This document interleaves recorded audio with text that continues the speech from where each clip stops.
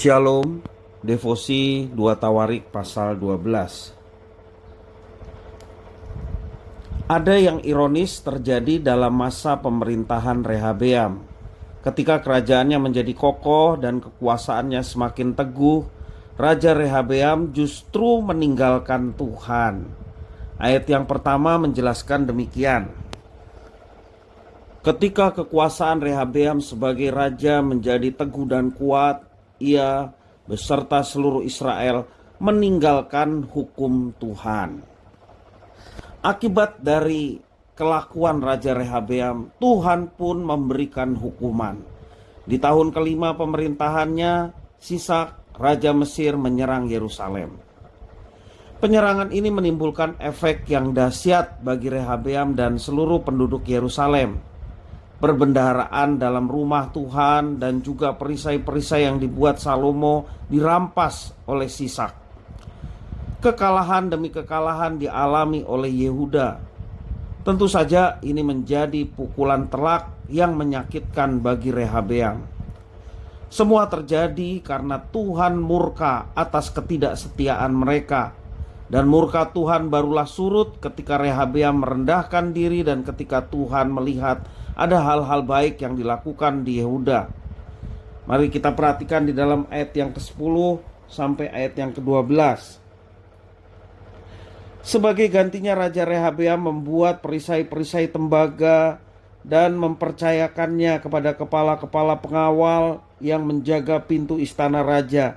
Setiap kali raja masuk ke rumah Tuhan, para pengawal masuk membawa perisai-perisai itu. Kemudian mereka mengembalikannya ke kamar juga para pengawal. Oleh sebab raja merendahkan diri, surutlah murka Tuhan darinya, sehingga ia tidak dimusnahkannya seluruhnya. Lagi pula masih terdapat hal-hal yang baik di Yehuda. Pintu pengampunan dari Tuhan tetap terbuka bagi umat yang menyesali dosa-dosanya dan kembali kepada Tuhan.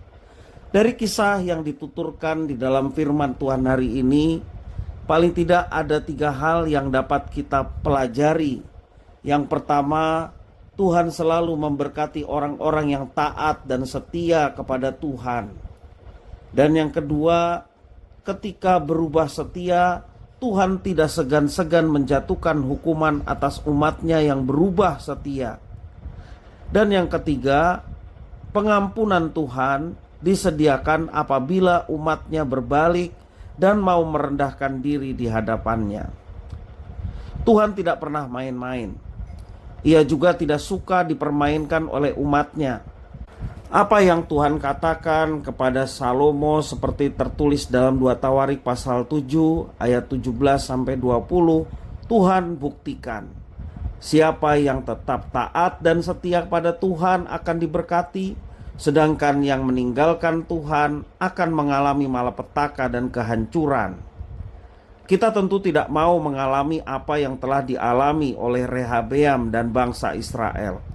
Karena itu ketika kita tidak setia kepada Tuhan, saat ini waktunya untuk kita bertobat.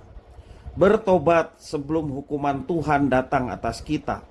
Sekali lagi kesempatan itu masih terbuka. Mari kita menunjukkan ketaatan dan kesetiaan kita kepada Tuhan dengan melakukan apa yang diajarkan Tuhan kepada kita. Bergegaslah bertobat sebelum terlambat. Tuhan Yesus memberkati.